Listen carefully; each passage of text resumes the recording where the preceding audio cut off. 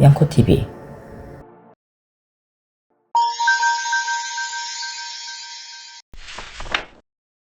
안녕하세요. 양도코리아입니다.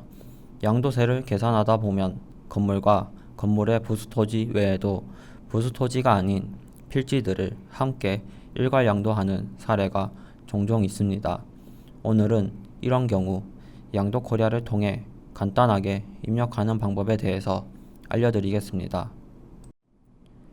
건물과 건물의 부수토지 외에도 부수토지가 아닌 필지들을 함께 양도하는 경우 가장 정석적인 방법은 건물과 그 부수토지 신고서와 부수토지 외 필지의 신고서 이렇게 두 개의 신고서로 나누어 작성 후 합산 신고서를 작성하는 것입니다. 하지만 자산별 양도가에 구분 없이 일괄된 양도가액으로 계약서를 작성한 경우 양도가액을 추가로 안분해야 하는 작업이 필요하게 됩니다. 양도코리아에서는 첫 번째 방법보다 좀 더 간편한 방법으로 해당 사례를 계산할 수 있는 방법이 있습니다. 좀 더 간편한 두 번째 방법은 하나의 신고서로 작성하는 방법입니다. 지금부터 건물과 건물의 부수토지 그리고 부수토지 외 한 필지를 양도 시 하나의 신고서로 작성하는 방법을 알려드리겠습니다.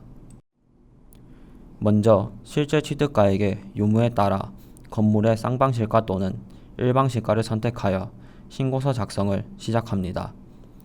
취득일자 입력 화면을 보면 기본적으로 건물수 하나, 부속토지 필지수 하나로 되어 있습니다.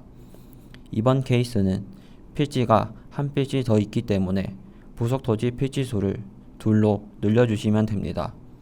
이후 각각의 물건에 대해 취득일자, 취득원인, 총취득가액 등 필요한 사항을 입력 후 다음을 눌러 건물 입력 화면으로 이동합니다. 건물 입력 화면의 화면 중앙에 건물의 위치지수 산정을 위한 개별 공시지가 입력칸이 있습니다. 앞서 구분 화면에서 부속토지 필지수를 두 개로 입력해 주었기 때문에 해당 칸에는 토지 1과 토지 2 두 개로 표시되어 있습니다.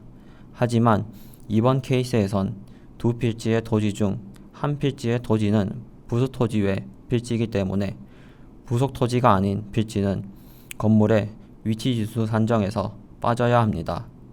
이를 반영하기 위해 프로그램에서도 부속토지가 아닌 토지 2번은 위치지수 반영 여부 체크를 해제하여 건물의 위치지수에 반영되지 않도록 만들어줍니다. 이후 나머지 입력사항을 모두 입력 후 다음을 눌러 부속토지 입력 화면으로 넘어갑니다. 부속토지 입력 화면에서도 토지 1번과 토지 2번에 대해 필요한 정보를 입력하여 계산하면 됩니다. 위와 같은 간단한 방법으로 신고서를 분리하지 않고 하나의 신고서로 건물과 건물 부속토지 그리고 부수토지 외 한 필지에 양도세 신고서를 작성할 수 있습니다. 그렇다면 이제 프로그램에서 해당 케이스가 제대로 계산되고 있는지 확인해 보겠습니다. 건물 입력 화면에서 입력된 건물의 부속 토지인 토지 1의 개별 공시지가는 평방미터당 50만원, 부속 토지가 아닌 토지로 입력한 토지 2의 개별 공시지가는 평방미터당 30만원입니다.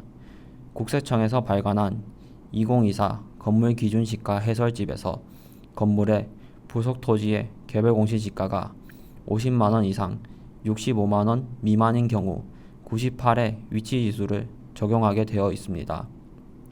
만약 토지 2가 건물의 위치지수에 영향을 미친다면 가중평균에 의해 계산되기 때문에 평방미터당 개별 공시지가는 50만원보다 낮아지게 돼 98보다 작은 위치지수가 적용돼야 합니다. 그럼 이제 건물 기준시가 계산서를 확인해 보겠습니다.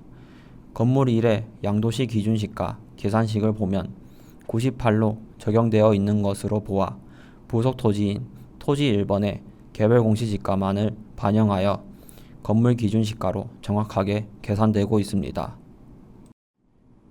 지금까지 건물과 그 부수 토지 외 한 필지를 함께 양도 시 입력 방법을 알려드렸습니다.